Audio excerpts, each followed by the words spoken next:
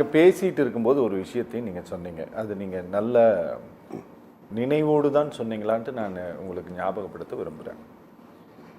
விஜய் வந்து இதுவரை யாருமே அப்படி சொல்லாத ஒன்றை நீங்கள் புதுசாக ஆமாம், வலதுசாரி கிறிஸ்தவ வலதுசாரி எதனால் அப்படி சொல்கிறீங்க?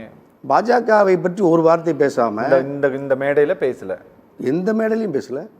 மோடின்னு ஒரு வார்த்தை எப்போ சொல்லியிருக்காரான்னு அவருடைய அரசியல் வரலாற்றில் மோடி, அமித்ஷா, பாஜக ஒன்றிய அரசு மதம் சார்ந்து தாய் தமிழ் நாட்டை அல்லது இந்தியாவை மதத்தின் பெயரால் மக்களை பிரித்து பெரும்பான்மை சிறுபான்மை என்று பிரித்து மக்களுக்குள் கலவரத்தை மூட்டி ஆட்சி அதிகாரத்துக்கு வந்த பாஜகவை இந்த மண்ணில் இந்த நாட்டில் நான் வளர விடமாட்டேன், மக்களுக்கு தமிழ்நாட்டு மக்களுக்கு 8 கோடி பேருக்கு நீ எந்த கருத்தை தந்தை பெரியார் ஐயா சொன்ன இன்னைக்கும் கூட பெரியார் மண்ணில் நின்று கொண்டு பெரியாரின் கருத்து ஒரு கொள்கையை விஜய் பேசினாரான்னு சொல்லுங்க, நான் அவர் கட்சியில் போய் சேர்ந்து. பெரியார் பேர் சொல்லி கொள்ளையடிக்காதீங்கன்னு சொன்னாரு. ஆமாம், பெரியார் நீங்க என்ன செய்ய போறீங்க? அவங்க யார் கொள்ளையடிச்சா? பெரியாரின் பெயரை சொல்லி யார் கொள்ளையடித்து யார் சிறையில் இருக்கிறா? திராவிட முன்னேற்ற கழகத்தை சார்ந்த ஒரே ஒரு தலைவர் எப்பொழுதாவது சிறையில் இருக்காங்களா? ஒரு முதலமைச்சர் பச்சை பொய்ய சொல்றார்.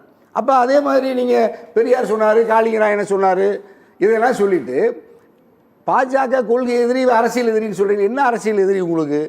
திராவிட முன்னேற்ற கழகத்தினுடைய கொள்கைகளிலோ திட்டங்களிலோ அதனுடைய அரசியல் தத்துவ தளத்தில் இருந்து அது மக்களிடம் பரப்புரை செய்வதில்லையோ எந்த குறையை நடிகர் விஜய் கண்டார்?